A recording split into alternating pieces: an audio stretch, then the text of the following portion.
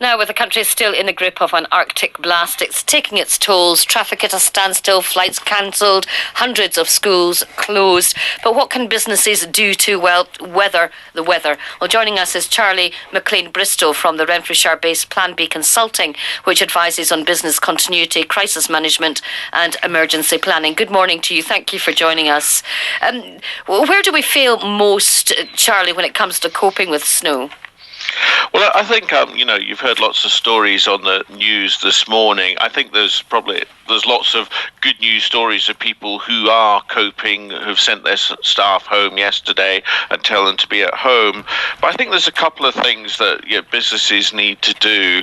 They need to make sure they've got a contingency plan in place, not just for snow, but for all events that could disrupt their business.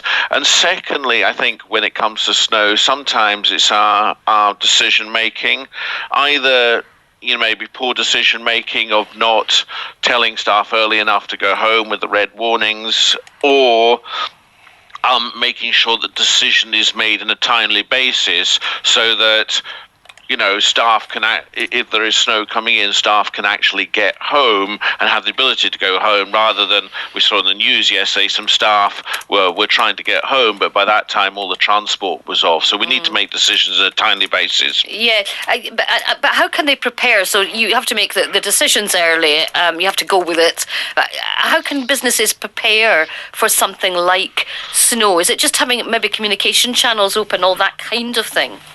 Yeah, I think they first of all need a decision-making team who's empowered across the organisation to make decisions. So they manager director says, right, you're empowered to make a decision. So we don't have individual managers, say the finance team could go home, but the HR team can't go home.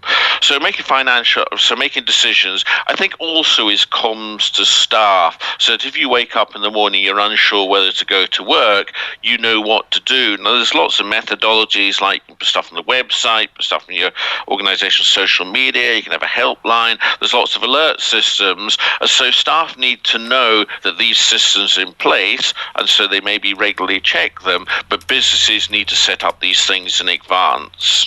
And for businesses, though, this kind of thing, it can be quite a big financial hit, I suppose, can't it? Yeah, no, it is. If you have a whole load of people sitting at home doing nothing, then there's either going to be overtime to catch up. You may lose work. But I think if you've got a good, robust contingency plan, business continuity plan, you can't do it for everybody. But if people have laptops, you make sure that they actually take them home each night, make sure they can actually work from home. And then for many of us, if we work from home, it's the same as a normal day. So I think there's quite a lot of preparation in advance you can do to prepare for something like for this. events like, yeah. Okay. Well, Charlie Maclean-Bristol, thank you very much from Plan B Consulting.